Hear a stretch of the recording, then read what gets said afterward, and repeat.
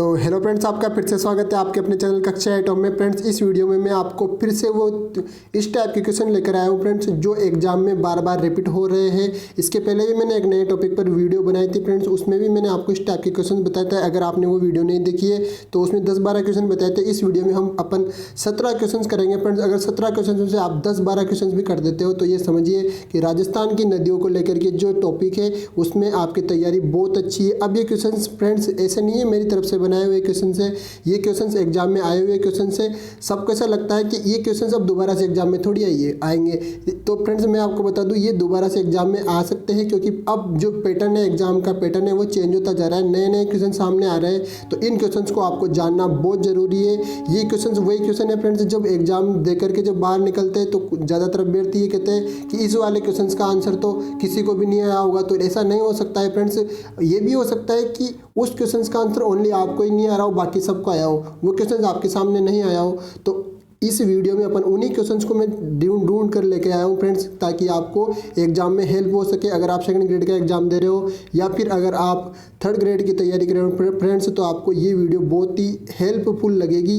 पूरी देखने के बाद में तो इस वीडियो को आप पूरी जरूर देखिए। पहला क्वेश्चन आप यहाँ पर देखिए कि आसिंद, विजयनगर एवं हुरडा स्थलों में निम्नतम नदी कौन सी है, मतलब उसके निकटतम नदी कौन सी है, उसके पास में नदी कौन सी है। तो आपको यूँ देखना है कि जो आसिंद है, विजयनगर है और हुरडा है, ये जो क्षेत्र है फ्रेंड्स, ये स्थान किस जिले के पास पड़ते हैं और उस जिले में कौन सी नदी बहती है। इस तरीके से अगर आप दिमाग लगाओगे फ्रेंड्स तो आप इस क्वेश्चन का आंसर दे सकते हो। ये जेल प्रहरी के एग्जाम होता है फ्रेंड्स 2018 में, तो उसके शिफ्ट 2 में पूछा हुआ क्वेश्चन है। तो इसका जो राइट आंसर रहेगा वो रहेगा फ्रेंड्स ऑप्शन नंबर 2। अगर आपको इस क्वेश्चन का आंसर पता था तो अच्छी बात है, अगर पता नहीं है और ये क्वेश्चन आपको अच्छा लगता है फ्रेंड्स तो आप इसको अलग से शॉर्ट नोट्स के रूप में अलग से लिख सकते हो अपने नोट्स में। आगे अपन बात करते हैं क्वेश्चन नंबर नेक्स्ट की। तो आप यहाँ पर देखिए कि राजस्थान के कौन से कस्बे का धरातल स्तर उसके पास की नदी के पेटे से स्तर से भी नीचे है।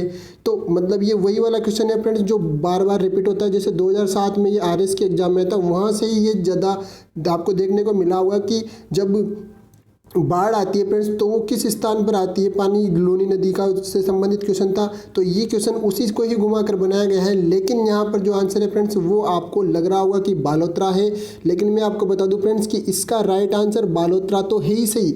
उसके साथ में हनुमान जंक्शन जो है फ्रेंड्स, ये भी एक ऐसा स्थान है जो कि घग्गर नदी से नीचे वाले पेटे पर स्थित है। तो इसकी अगर अपन व्याख्या करें फ्रेंड्स तो आप यहाँ पर देख सकते हो कि राजस्थान के 2 शहर, एक तो बालोतरा और एक हनुमानगढ़ जंक्शन, ठीक है, दोनों ही नदी के पेटे के नीचे अवस्थित है। अतः लूनी नदी में जब जल अधिक होता है तो बालोतरा में बाढ़ आती है, और घग्गर नदी में जल अधिक होता है तो हनुमानगढ़ जंक्शन में बाढ़ आती है फ्रेंड्स। तो इस क्वेश्चन का जो आंसर होगा फ्रेंड्स वो रहेगा ऑप्शन नंबर 4 और ऑप्शन नंबर 2। इस क्वेश्चन में दोनों ही आंसर सही माने गएंगे, ठीक है फ्रेंड्स। अगले क्वेश्चन की अगर बात करें तो अपवा क्षेत्र की दृष्टि से राजस्थान के नदी तंत्र का सही से आरोही क्रम, ये कभी आरोही क्रम पूछता है फ्रेंड्स और कभी अवरोही पूछता है, तो इस पर आप विशेष ध्यान दीजिए। और अपवा क्षेत्र का जो क्रम है फ्रेंड्स नदियों का राजस्थान में, उसको भी ध्यान रखिए।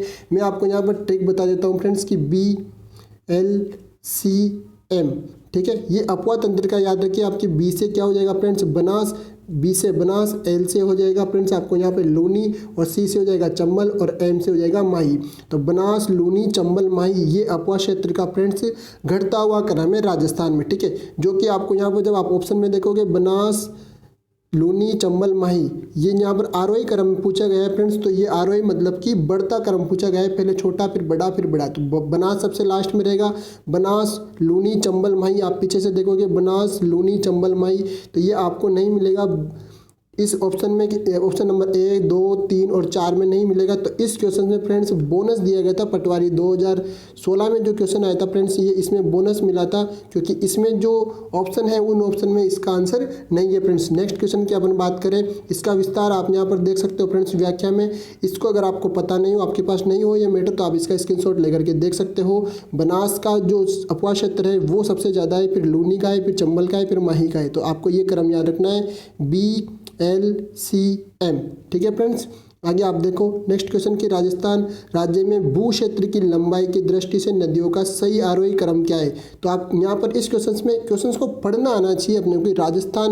राजस्थान में जो उसकी लंबाई है फ्रेंड्स, उसकी दृष्टि से अपने को इसका चयन करना है कि सही आंसर क्या होगा। और आरोही क्रम पे दूसरी चीज़ आपको यहाँ पर देखने की, आरोही पूछा है, अवरोही नहीं पूछा। दोस्तों को तो अवरोही का पता ही नहीं होता। अवरोही में ज़्यादा शब्द होते हैं तो वो घटता क्रम होता है, और आरोही का मतलब होता है फ्रेंड्स बढ़ता हुआ क्रम। ठीक है, आरोही का मतलब होता है बढ़ता हुआ क्रम, मतलब पहले छोटा आएगा फिर बड़ा आएगा, मतलब पहले कम लंबाई आएगी नदी की, फिर ज़्यादा, फिर ज़्यादा, फिर ज़्यादा, ऐसे। तो आप यहाँ पर देख सकते हो जो ऑप्शन नंबर ए है फ्रेंड्स, उस ऑप्शन नंबर ए में देखो कातली नदी ओनली 100 किलोमीटर बहती है राजस्थान में। फिर चंबल ज़्यादा, सबसे ज़्यादा चंबल बहती है फ्रेंड्स, फिर लूनी, फिर बनास। ठीक है फ्रेंड्स, तो यहाँ पर आप देख सकते हो कि राजस्थान में जो बहने का क्रम है लंबाई में, वो ऑप्शन नंबर ए के साथ जाएगा, ऑप्शन नंबर ए से हो जाएगा। नेक्स्ट इसकी आप व्याख्या यहाँ पर देख सकते हो कि बनास नदी, लूनी नदी, चंबल नदी, माही नदी, ये पहली 4 नदियाँ भी अगर आप याद रखते हो जिसमें अपना काम हो जाएगा फ्रेंड्स। सबसे ज़्यादा बनास, फिर ये तो अपवाद क्षेत्र के तरीके से दे सकते हो, लेकिन अगर राजस्थान में लंबाई देखो आप तो यहाँ पर ये ऊपर नीचे हो रहा है, तो चंबल की नदी की लंबाई सबसे ज़्यादा है। फिर उसके बाद में अगर आप यहाँ पर देखो तो बनास की 512 है, फिर लूनी नदी की है 495, फिर इसके भी पहले अगर आप देखो 576 माही नदी की रहेगी। ठीक है फ्रेंड्स, तो यहाँ पर आप देख सकते हो। और कातली नदी जो कि अपने ऑप्शन में था, तो उसकी लंबाई ओनली 100 किलोमीटर है। आगे आप देखो नेक्स्ट क्वेश्चन की कि लूनी का जो उत्तरी क्षेत्र है उसे अपन किस नाम से जानते हैं, उसे अपन मेजा नाम से जानते हैं। तो मेजा तो एक नदी है फ्रेंड्स, मेजा बांध है, सॉरी एक बांध है। उसके बाद रोही ये अलग क्षेत्र है, और धरियन ये बालू का स्तूप होता है, और थली ये भी एक क्षेत्र है फ्रेंड्स। तो लूनी का जो उत्तरी क्षेत्र है, ऊपर का ऊपर वाला क्षेत्र है फ्रेंड्स, उसको अपन जानते हैं थली के नाम से। ठीक है फ्रेंड्स, उसको अपन जानते हैं थली के नाम से। ठीक है, तो इसका आंसर हो जाएगा थली। थली एक ऐसा क्षेत्र होता है फ्रेंड्स जो कि धरातल से थोड़ा ऊपर उठा हुआ रहता है, तो उसी कारण से यहाँ पर नदियाँ नहीं पहुँच पाती है। और ये क्षेत्र वही है फ्रेंड्स जहाँ पर राजस्थान में नदियाँ नहीं है, बीकानेर और चूरू। ठीक है फ्रेंड्स, तो बीकानेर और चूरू थली क्षेत्र में आते हैं। इसकी व्याख्या आप यहाँ पर देख सकते हो कि लूनी नदी का उत्तरी क्षेत्र बालू रेत की अधिकता एवं फैलाव के कारण थली, जिसका अर्थ होता है रेती रेत, कहलाता है। ठीक है, और इसमें मैंने आपको बता दिया कि बीकानेर और चूरू जिले आते हैं। नेक्स्ट क्वेश्चन है अपने पास यहाँ पर लेलड़ी, मीटड़ी, बांडी, सूकड़ी किसकी सहायक नदियाँ है। ये क्वेश्चन फ्रेंड्स आपने रट रखा होगा कि ये जो सहायक नदियाँ है ये लूनी की सहायक नदियाँ है। इस क्वेश्चन को देखते तो आपको ये क्वेश्चन लग रहा होगा कि बहुत सिंपल है, ये कठिन क्वेश्चन थोड़ी है, ये तो हर कोई कर देगा। लेकिन इसके जस्ट बाद वाला क्वेश्चन आप ध्यान से पहले इसको देख लिए, लीलड़ी, मीठड़ी, बांडी और सूकड़ी, ये तो लूनी की सहायक नदियाँ। लेकिन इसके बाद वाला क्वेश्चन, अब आप इस क्वेश्चन को देखिए कि इसमें दे रखा है यदि हम लूनी नदी के, इसमें भी लूनी की सहायक नदियों की बात कर रखी है, लेकिन इसको थोड़ा सा किस तरीके से पूछा गया है आप देखिए कि इसके अभी ये वीडियो के जो 2021 में पेपर हुआ था फ्रेंड्स, वीडियो का फर्स्ट प्री पेपर, उसमें पूछा गया था किराने, मतलब हम लूनी नदी के किनारे इसके उद्गम के अंत तक यात्रा करें। लूनी नदी जो कि अजमेर की नागपाड़ी से निकलती है, तो वहाँ से अगर अपन इसकी जो जिस साइड पे ये बहती है उस साइड पे चले तो हम इसकी सहायक नदियों को किस क्रम में पाएंगे। सबसे पहले कौन सी सहायक नदी इसमें मिलती है, फिर कौन सी और लास्ट में कौन सी मिलती है। इन 4 नदियों को अपने को क्रम से जमाना है। तो फ्रेंड्स अगर आपको ये क्वेश्चंस आता है तो आपकी तैयारी बहुत ही परफेक्ट है नदियों से लेकर के, और अगर नहीं आता है तो अब आप ध्यान दीजिए कि आपको किस तरीके से तैयारी करनी है। मेन नदियों की सहायक नदियाँ का क्रम भी याद रखना पड़ रहा है। ठीक है फ्रेंड्स, तो मैं आपको इस क्वेश्चन में बता दूं फ्रेंड्स कि इसका जो सही आंसर है, सबसे पहले जो नदी है वो 4 नंबर पे जो गुइया नदी है वो आकर के मिलती है। तो पहले आएगा 4, फिर आएगा उसके बाद में गुइया के बाद में आप यहाँ पर देखिए उसके जस्ट बाद में आएगा ये 4 बांडी या सूकड़ी, दोनों में से पहले कौन सी नदी आएगी फ्रेंड्स ये आप देखिए, क्योंकि लास्ट में मुझे पता है जहाँ तक वहाँ तक जवाई नदी आती है, तो जो दूसरे नंबर पे रहेगी फ्रेंड्स तो मेरे अकॉर्डिंग फ्रेंड्स वो बांडी नदी रहेगी, और फिर रहेगी सूकड़ी। तो 4231 यहाँ पर ऑप्शन नंबर जो 2 है फ्रेंड्स वो सही हो जाएगा इस क्वेश्चन का। इसकी अपन व्याख्या इधर देख लेते हैं फ्रेंड्स कि जो सहायक नदियाँ है लूनी नदी की वो आप यहाँ पर देख सकते हो। सबसे पहले लेलड़ी, सबसे पहले मिलने वाली लेलड़ी नदी, फिर गुइया, फिर बांडी, फिर जोजड़ी, और फिर लास्ट में यहाँ पे सागी नदी, और उसके पहले जवाई नदी। तो आप यहाँ पर देख सकते हो गुइया, बांडी, जोजड़ी, जवाई, गुइया, बांडी, जोजड़ी, फिर सूगड़ी, फिर जवाई। ठीक है, तो 4231 ये इसका सही हो जाएगा जो कि मैंने आपको बता दिया है। नेक्स्ट क्वेश्चन की अगर बात करें फ्रेंड्स कि अरवारी नदी का उद्गम किस जगह से अरवारी नदी का उद्गम है, तो आपने जैसे ये क्वेश्चन का इस नदी का नाम सुना होगा, अरवारी नदी कौन सी नदी आ गई। ये question friends Rajasthan police constable का जो कि बहुत कम लेवल का पेपर होता है फ्रेंड्स, अभी 2020 में पूछा हुआ है। अगर आपको पता नहीं है कि ये अरवारी नदी कहाँ पर है तो ये क्वेश्चन अगर आपके सामने आ जाता है तो आपका ये क्वेश्चन आप तुक्का लगाओगे तो गलत हो जाएगा। ठीक है, तो इसमें जो सही आंसर है वो रहेगा फ्रेंड्स थानागाजी के पास सकरा बांध जो है वो अरवारी नदी का उद्गम स्थल है। अब इसकी अगर अपन व्याख्या देखें फ्रेंड्स कि, और उसके पहले भी आप एक क्वेश्चन और देख लीजिए कि निम्नलिखित में से कौन उटगन नदी भी कहलाती है। तो उटगन नदी जो है वो किसका अन्य नाम है फ्रेंड्स, तो आप यहाँ पर देखिए कि क्या रूपालेल नदी का नाम है, लूनी नदी का नाम है कि काली सिंध नदी का नाम है। तो इस क्वेश्चन का जो आंसर है फ्रेंड्स वो है गंभीर नदी।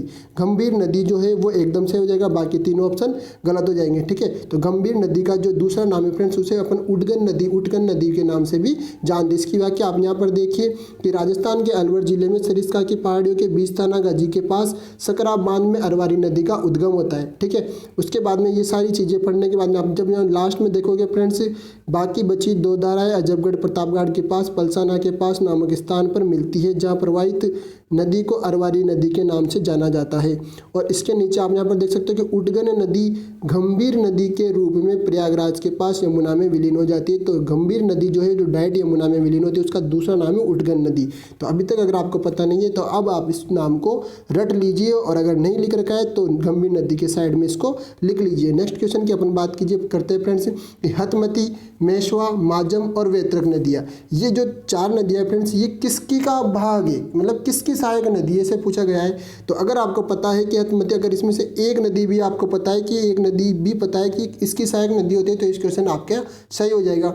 तो ज़्यादातर आंसर फ्रेंड्स आपको पता लग रहा होगा कि काली सिंध की भाग है। तो काली सिंध की तो जो नदियाँ होती है वो कुछ इस टाइप से नहीं होती है जहाँ तक आपको पता है, या तो ये पश्चिम बनास इसका आंसर होगा, या माही होगा, या साबरमती होगा। तो तीनों में से एक आंसर हो सकता है। तो आपको बताना है कि क्या तीनों में से सही आंसर होगा। तो इसका सही आंसर फ्रेंड्स मैं आपको बता दूं कि इसका सही आंसर, करेक्ट आंसर रहेगा साबरमती नदी। कैसे रहेगा, क्यों रहेगा, ये आपको रटना है फ्रेंड्स, क्योंकि इसकी कोई ट्रिक नहीं है याद करने की। उसके बाद आप यहाँ पर देखिए उससे रिलेटेड यहाँ पर दूसरा क्वेश्चन है कि गंभीर नदी की सहायक, मतलब यहाँ पर अपने को सहायक नदी सम्मिलित नहीं है वो बतानी है। गंभीर नदी की जो सहायक नदी है वो मेशवा है। उसके बाद आप देखिए माही नदी की सहायक नदी जो है वो जाकम है। उसके बाद काली सिंध नदी की परवन है, साबरमती की माजम है। पहले तो आपने देखिए काली सिंध की सहायक नदी परवन सही है, माही नदी की जाकम ये भी सही है क्योंकि त्रिवेणी संगम माही जाकम पाव तो होता है। उसके बाद साबरमती नदी माजम और गंभीरी नदी मेशवा।